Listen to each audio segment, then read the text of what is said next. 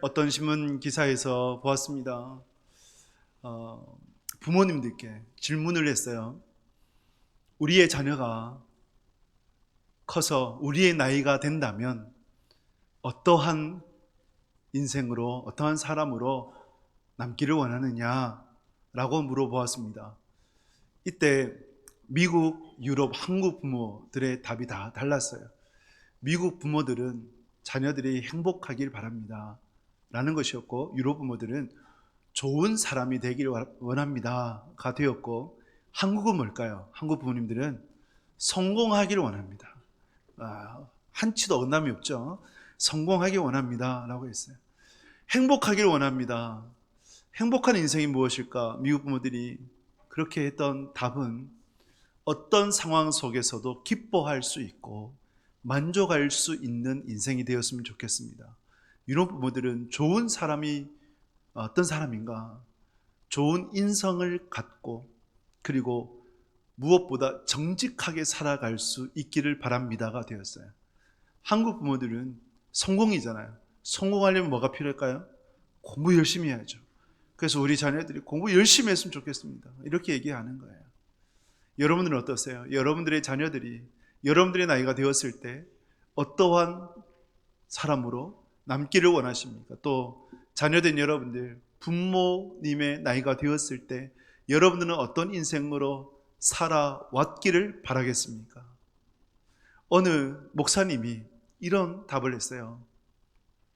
이런 글을 남겼는데, 아들이 치과 의사가 되겠다 했을 때 너무 기뻤고, 대학에 합격을 하고 치과 의사가 되었을 때 너무 감사해서 하나님 앞에 또 감사의 기도를 올려드렸대요.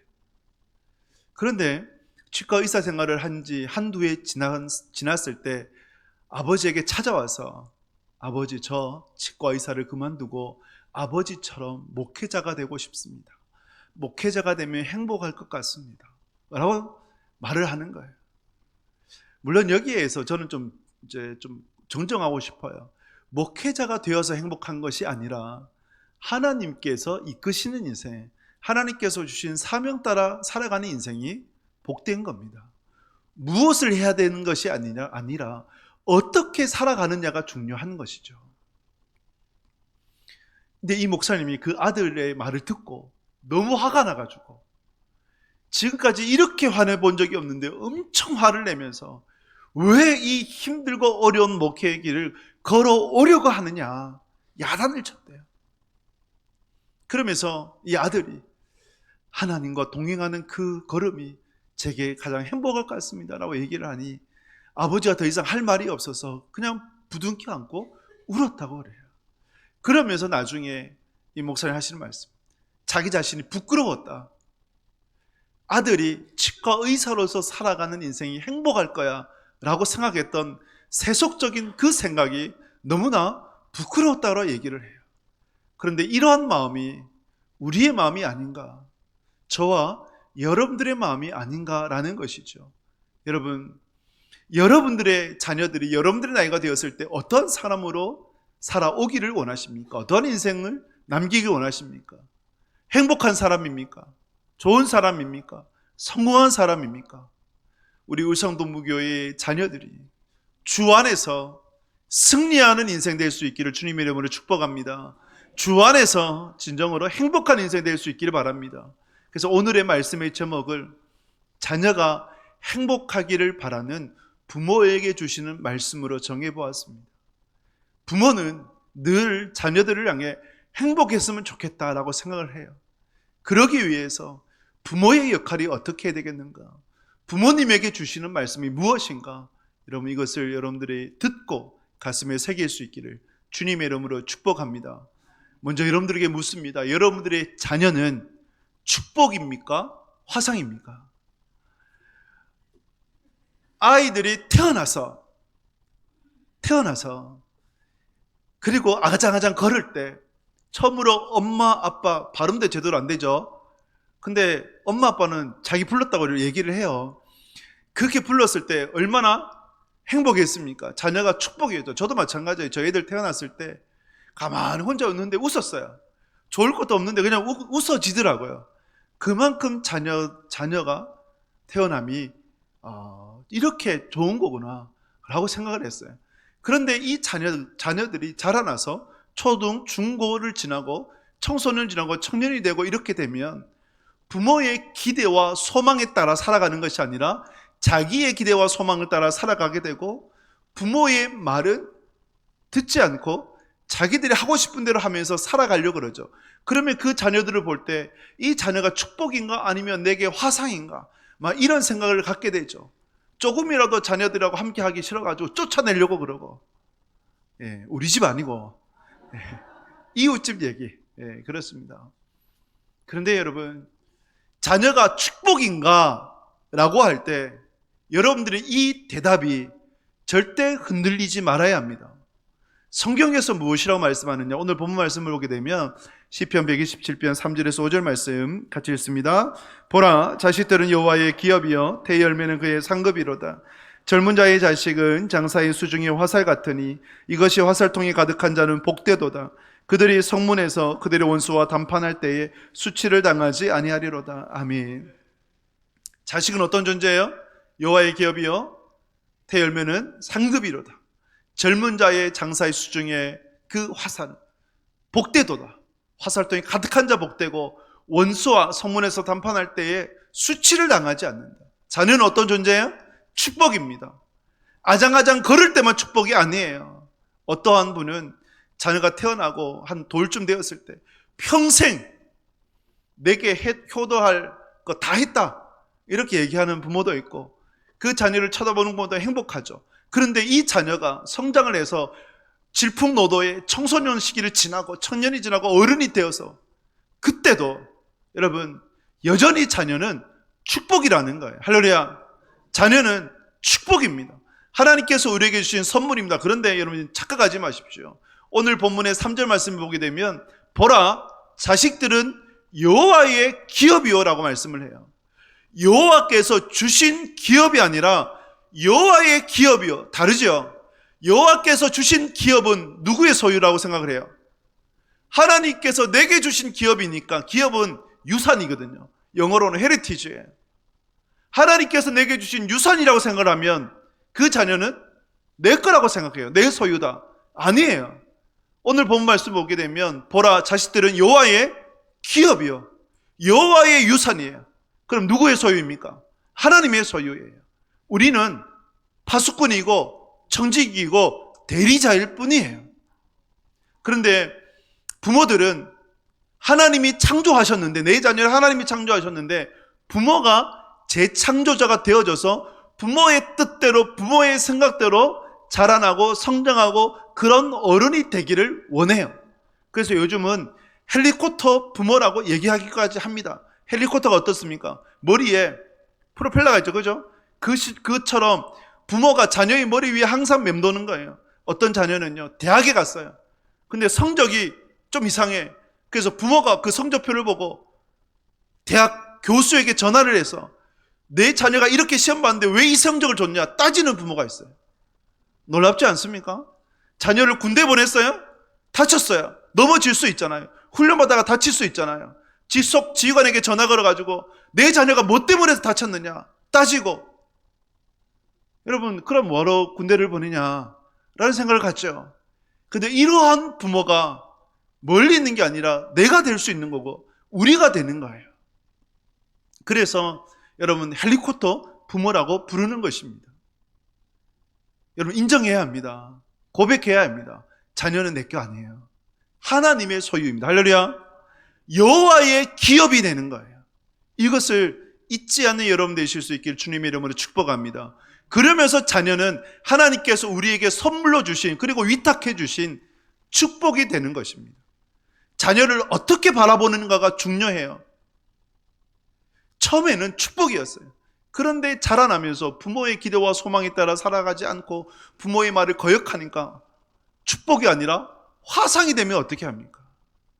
자녀는 어릴 적도 축복이고 커서도 축복인 거예요. 그래서 자녀를 어떻게 바라보느냐가 중요한 거죠. 우리의 자녀를 어떻게 바라봐야 될까요? 제가 이 질문을 묵상을 하면서 얻은 답은, 자녀는 십자가를 통해서 바라봐야 된다. 주 안에서 부모에게 순종하라고 했지 않습니까? 주 안에서 자녀를 축복해야 되는 거죠. 주님을 통해 자녀를 바라보아야 되는 것이죠. 더 나아가 자녀를 누구 보듯 해야 되냐면 예수님을 보듯 해야 합니다. 할렐루야. 예수님을 보는 것처럼 자녀를 보아야 돼요. 어떤 사모님이 이렇게 고백하더라고요.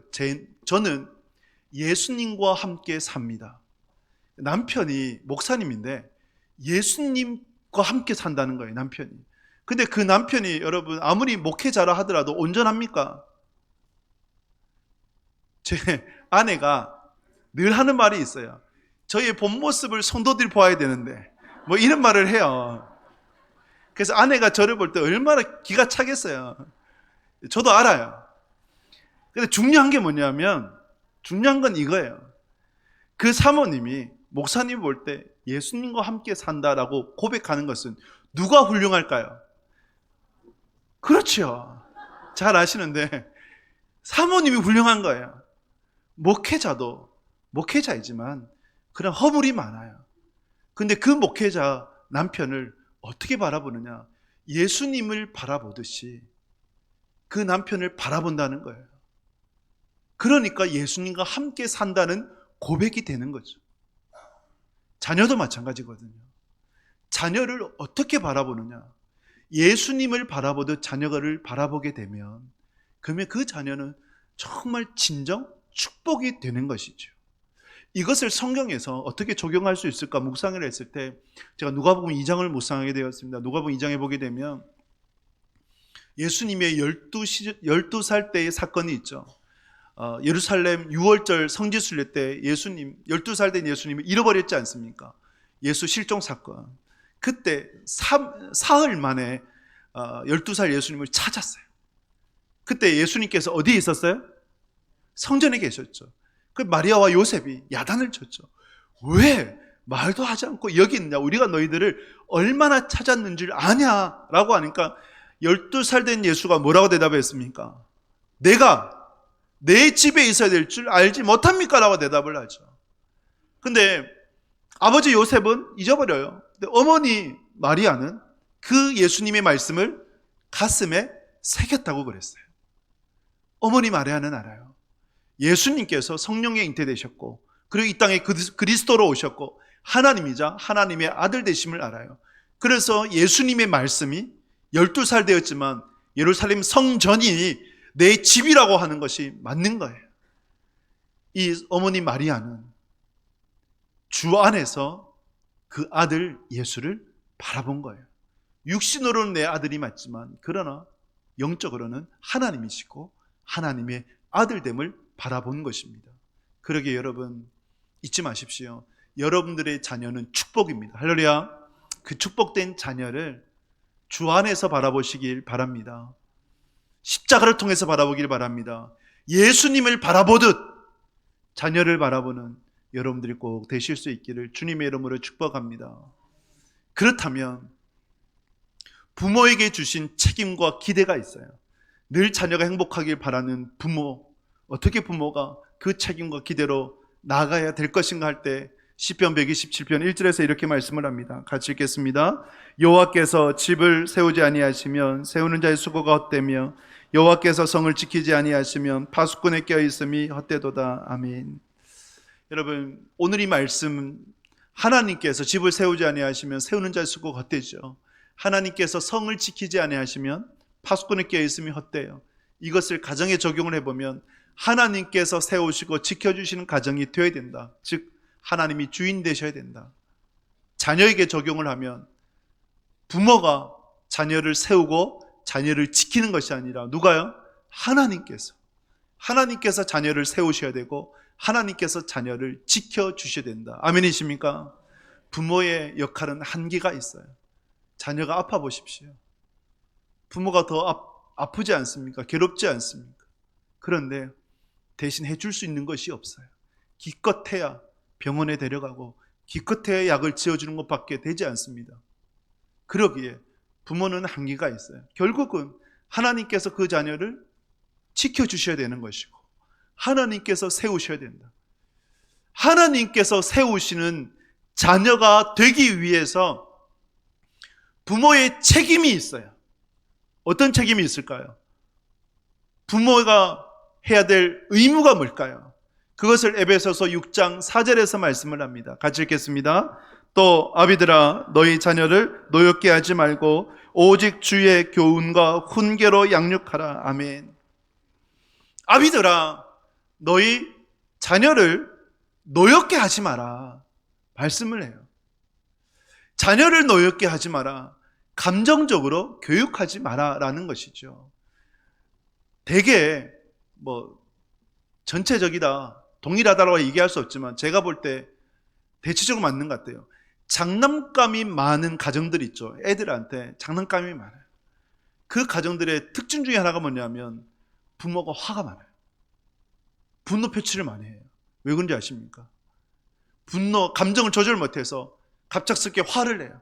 그러면 이제 정신 차리고 난 다음에 자녀에게 미안하잖아요. 보상을 해주는 거예요. 뭘로요? 장난감으로. 맛있는 거 사주고 좋은 거 사주고 그걸로 보상해 주려고 하는 거예요. 그런데 자녀에게 입힌 상처가 그러한 물질로 보상이 되겠습니까? 안 되는 거죠. 그래서 자녀를 노엽게 하지 마라, 감정적으로 자녀를 양육하지 마라라고 말씀을 하는 거죠. 아동 어린이 글에 순간 접착제라는 글이 있어요. 이런 내용이에요. 엄마와 아빠가 등 돌리고 지내는데 내가 엄마 아빠의 순간 접착제가 되고 싶다. 그래서 엄마의 손을 붙잡고 아빠의 손을 붙잡고 서로 잡도록 하려 하는데 엄마 아빠가 손을 뿌리치며 가서 공부나 해, 네가 해야 될 거나 해, 이렇게 얘기를 한다. 엄마 아빠는 맨날 학원비 때문에, 생활비 때문에 싸운다. 엄마 아빠의 순간 접착제는 내가 아니라 돈인 것 같다, 이 글을 써요. 여러분 어떻습니까? 우리의 이야기 혹시 아닙니까? 어린 아이들이 소꿉놀이를 하는데 엄마 아빠 놀이를 해요. 그래서 너가 엄마하고 내가 아빠 할게 얘기하니까 어떤 아이가 나 엄마 하기 싫어 얘기하는 거야. 아빠 할래. 왜 그러니까? 내가 엄마하고 너가 아빠 하면 너가 소파에 앉아가지고 식탁에 앉아가지고 이거 해라 저거 해라 시킬 거 아니야. 나 그런 거 하기 싫어 얘기하는 겁니다. 근데 제가 볼 때 이 아이는 한 80년대 90년대 사는 것 같아요. 요즘은 반대예요. 우리 집 아니고 이웃집 얘기. 어쨌든 말씀드리고 싶은 것은 여러분 자녀는 봐요. 그렇죠? 자녀는 부모님을 계속해서 보고 있습니다. 그 자녀에게 비춰지는 여러분들의 모습은 어떻습니까? 혹시나 여러분들의 자녀가 여러분들의 가정에 내가 순간 접착제가 되면 어떨까, 이 생각을 가지며 살지 않습니까? 자녀들을 노엽게 하지 마십시오. 감정적으로 자녀를 양육하지 마십시오. 오직 주님의 교훈과 훈계로 양육할 수 있기를 주님의 이름으로 축복합니다. 주의 교훈과 훈계는 말씀이에요. 바울이 디모데를 목회자로 세울 때 세웠던 이유가 무엇이냐? 믿음을 보았어요. 내 속에 있는 믿음을 보았고 그 믿음이 바로 내 외조모 로이스와 어머니 유니기로부터 그 믿음이 너에게 전수되었다. 디모데가 목회자로 세울 수 있었던 것은 믿음이 있었기 때문에 그 믿음이 누구에게부터 왔느냐? 외할머니와 어머니부터 왔다 라는 것입니다. 그러면 그 믿음이 어떻게 해서 전수가 되었을까요? 디모데후서 3장에 보게 되면 3장 15절에서 이렇게 말씀을 합니다. 같이 읽겠습니다. 또 어려서부터 성경을 알았나니 성경은 능히 너로 하여금 그리스도 예수 안에 있는 믿음으로 말미암아 구원에 이르는 지혜가 있게 하느니라. 아멘. 어려서부터 성경을 알았던 거예요. 여러분 디모데가 어떻게 어려서부터 성경을 알았을까요? 가르친 거죠. 누가요? 외할머니와 어머니가 가르친 거예요. 그래서 그 성경을 가르침을 받고 가르침을 통해서 믿음이, 구원에 이르는 믿음이 그 안에 자리 잡힐 수 있었던 것이죠. 그래서 부모의 책임, 의무가 무엇이냐? 주의 교훈과 훈계로 양육하는 거예요. 모세와 사무엘, 하나님께서 쓰신 위대한 하나님의 사람들 아닙니까? 모세와 사무엘의 특징이 있어요. 뭘까요? 둘 다 어려서 부모님과 헤어졌잖아요. 그런데 둘의 특징은 그래도 그 어머니가 포기하지 않고 그들을 양육했다. 신앙으로 양육했다. 모세는 바로의 공주의 양아들이 되었지만 어머니 요게벳이 유모가 되어져서 어릴 적에 그 모세를 양육을 했어요. 그래서 신앙으로 세워져서 정체성을 잃지 않고 하나님의 위대한 종으로 세워질 수 있었던 것이죠. 사무엘은 어떻습니까? 저 뗄 때까지 어머니 한나와 같이 있었어요. 그때 유대 문화에 의해서 저를 언제 떼느냐, 한 5세, 6세 정도에 뗀다고 합니다. 그 나이 때까지 어머니 한나와 같이 있으면서 어머니의 기도, 어머니의 신앙, 어머니의 말씀이 그 사무엘에게 자리 잡힌 거예요. 그래서 하나님의 위대한 사람으로 세워질 수 있었던 것이죠. 여러분, 부모의 책임은 주의 교훈과 훈계로 양육하는 것입니다. 할렐루야. 그것을 놓치지 않는 여러분들이 꼭 되실 수 있기를 주님의 이름으로 축복합니다. 그런데 문제는 뭐냐면, 우리가 주의 교훈과 훈계로 자녀를 양육한다고 할 때 말로 가르칠 수 있는 시간은 그렇게 길지 않다는 것이죠. 그렇지 않습니까? 어린 아기 때, 어릴 적에는 말로 양육이 돼요. 가르치고 교육하면 들어요. 그런데 어느 순간 보면 아이의 눈빛이 달라. 이렇게 눈빛이 삐딱해가지고 말하면 거부해요. 반항하고 저항하고. 소극적일 때는 그냥 무시해요. 대답 안 해. 적극적일 때는 싫어요라고 얘기하는 거예요. 교회 가야 돼. 교회 저 안 가요. 말씀 봐야 돼. 안 볼 거예요. 가족 모임으로 앉혀놓으면 입이 대빵 나가지고, 아니, 우리 집 얘기 아니고, 어쨌든 그렇게 돼가지고 그 모임 자체 힘든 그 시간들이 온단 말이에요. 그때 여러분들이 깨달아야 될 것은 뭐냐면, 말로 가르칠 시기가 지났구나가 돼야 돼요. 말로 가르칠 시기가 지났구나. 그러면 무엇을 가르쳐야 될까요? 포기해야 될까요? 아니죠. 무엇으로 가르쳐야 됩니까? 삶으로 보여주셔야 돼요. 할렐루야. 삶으로 보여주셔야 돼요. 여러분들의 자녀는 물어요. 여러분들에게 묻습니다. 어머니, 아버지, 정말 하나님을 믿으십니까? 제 이제 신대원 동기이자 고신대 신학과 교수로 있는 그 목사님 계신데, 자기 이제 그 카톡 프로필에 사진을 올렸더라고요. 뭔 사진이냐면 자녀가 어버이날에 쓴 편지에 사진을 올렸더라고요. 그래서 그 사진 제가 한번 보니까, 글을 보니까 맨 끝에 뭐라고 적은지 아십니까? 엄마, 아빠, 하나님 잘 믿으세요 라고 적혀 있어요. 하나님 잘 믿으세요. 어떻게 눈에 비쳤는지 모르지만 어쨌든 하나님 잘 믿으라고 신학과 교수한테, 목사한테 그렇게 글을 쓴 거예요. 근데 자녀들이 물어요. 무언으로? 엄마, 아빠는 정말 하나님 믿습니까? 그래 또 묻습니다. 엄마, 아빠 예수님 믿는 것이 참 행복합니까? 이것이 말로 설명이 될까요? 안 되죠. 보여줘야 되죠. 예수님 믿는 거는 이런 거란다. 예수님 믿으면 정말 행복한 거란다 라는 것을 여러분 보여주셔야 되는 거예요. 노년의 다윗이 초라했습니다. 그래서 신하들이 젊은 여자를 데려다가 침실에 같이 눕히려고까지 했어요. 그런데 다윗이 거부했죠. 그런데 육신으로는 초라했지만 결코 다윗이 초라하지 않았습니다. 어떻게 알 수 있는가?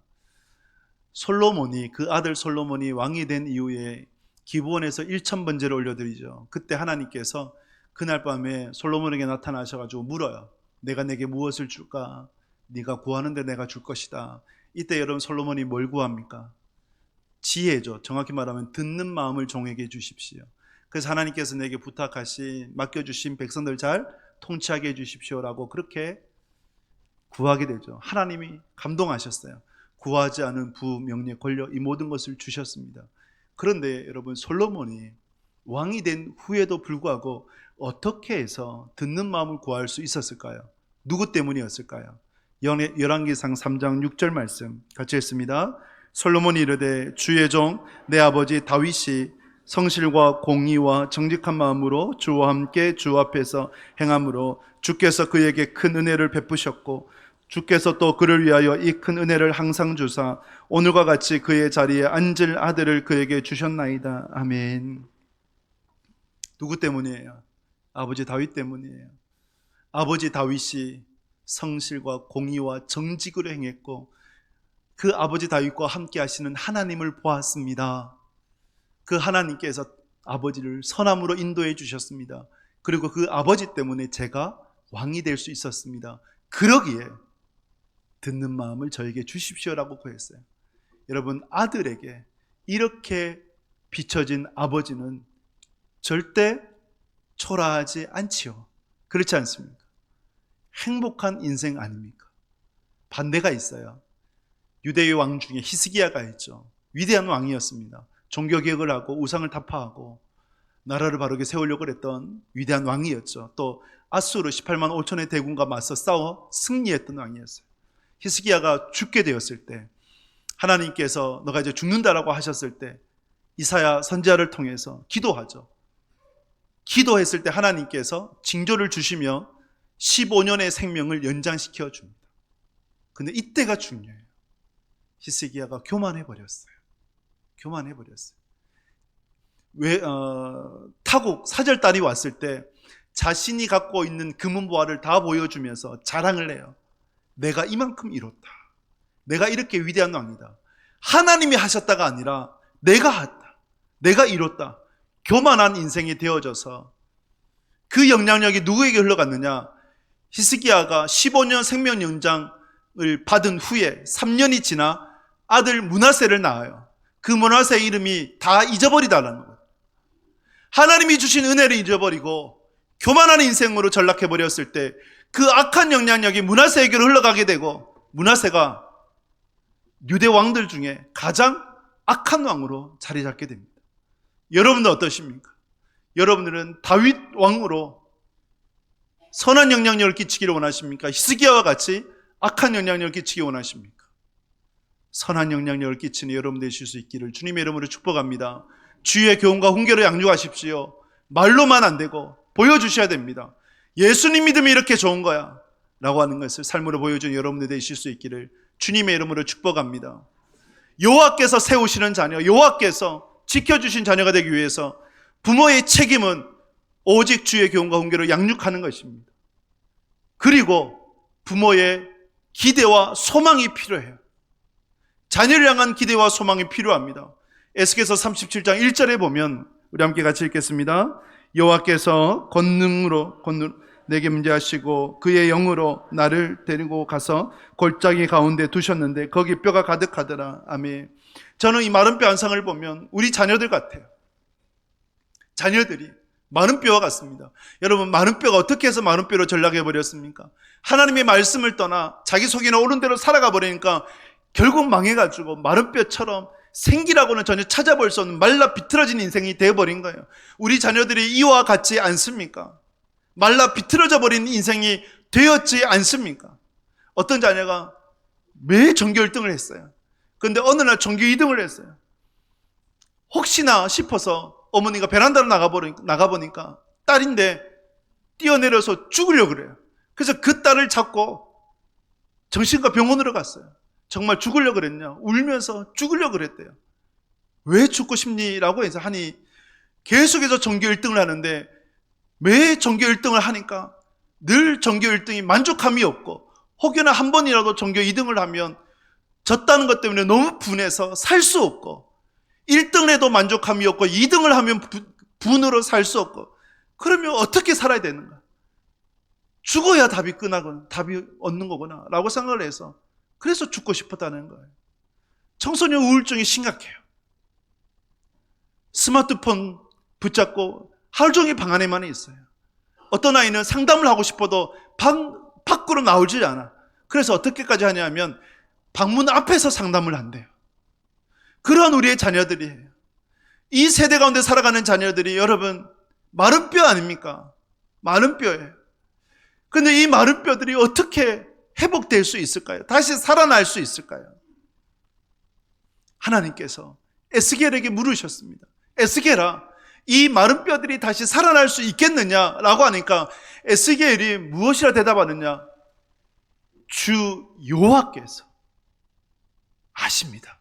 그 대답을 해요. 이 답의 의미는 뭐냐면, 현실은 도저히 살아날 수 없는데 하나님이시라면 이 마른 뼈들이 살아납니다라는 대답이 되는 거예요. 그래서 하나님께서 주신 말씀이 에스겔서 37장 4절입니다. 같이 읽겠습니다. 또 내게 이르시되 너는 이 모든 뼈에게 대언하여 이르기를 너희 마른 뼈들아 여호와의 말씀을 들을지어다. 아멘. 여호와의 말씀을 들을지어다라고 선포하니까 그 말씀을 들은 마른 뼈들이 서로 연결이 되고 힘줄이 생기고 그 가운데 살이 덮이고 그리고 하나님의 영이 들어가 큰 군대로 거듭나게 되었습니다. 부모가 절대 놓치지 말아야 될 것, 지금 비록 우리의 자녀들의 모습이 소망 없어 보인다 할지라도 하나님이 붙들어 주신다면 이 자녀들이 큰 용사로 반드시 거듭나게 된다는 것입니다. 할렐루야. 그래서 이것을 우리가 놓치지 말아야 돼요. 자녀를 향한 기대와 소망을 잃지 말아야 합니다. 비록 지금 모습이 어떠할지라도. 미국의 토크쇼의 여왕이라 불렸던 여인 오프라 윈프리가 있죠. 그 여인은 처음에는 불행의 아이콘이었어요. 나중에는 성공의 아이콘으로 바뀌어버렸습니다. 그녀가 얼마나 불행했느냐. 정말 가난한 미혼모 어머니에게서 그렇게 자라나 14살 때 삼촌에게 성폭행을 당해가지고 임신을 했어요. 그런데 태어난 아기가 2주 만에 죽어버려요. 14살 된 소녀가 임신한 것도 아이를 낳은 것도 너무 고통스러운데 그 아기가 2주 만에 죽었다는 것 때문에 이 오프라 윈프리 소녀가 쇼크가 와서 인생을 포기해버려요. 마약 중독으로 몸무게는 100kg 이상이 되어버리고 삶을 내려놔 버렸어요. 근데 이 오프라 윈프리에게 변화가 찾아왔어요. 누구를 통해서? 아버지를 통해서. 아버지가 떠나버렸었잖아요. 그런데 하나님 안에서 회심에 변화된 아버지가 오프라 윈프리를 찾아온 거예요. 그리고 함께 지낸 거죠. 아버지가 뭘 했느냐? 이 소녀에게, 이 딸에게 책을 읽도록 하고 매일 성경을 읽도록 하고 말씀을 암송하도록 했대요. 그런데 이 신앙이 흘러가서 오프라 윈프리가 점점 변화되어져 삶의 소망을 얻게 되고 회복이 된 거예요. 그래서 19살 때 방송국에 취업을 하게 되고 26살 때 어느 방송국의 메인 앵커가 되게 되고 그 이후에 토크쇼의 여왕이라는 그러한 별칭까지 얻게 되고 지금 미국에서 영향력을 끼치는 인물이 된 것입니다. 결국 그 여인을 세운 것이 뭘까요? 변화된, 하나님 안에서 변화된 부모죠. 아버지를 통해서죠. 그래서 여러분, 내 자녀 절대 포기하지 마십시오. 하나님이시라면 능히 그 자녀를 세우십니다.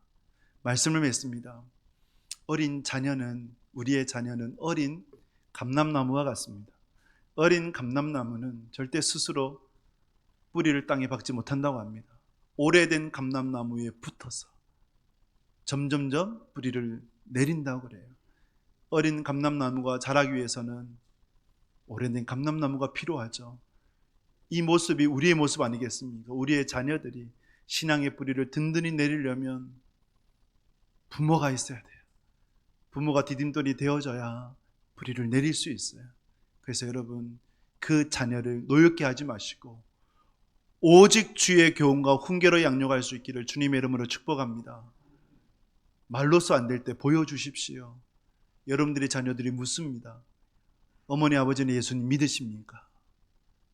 예수님 믿으면 정말 행복합니까? 예수님 믿는 것은 이러한 것이란다. 예수님 믿으면 정말 행복하단다. 이것을 삶으로 보여주는 여러분들이 꼭 되실 수 있기를 주님의 이름으로 축복합니다.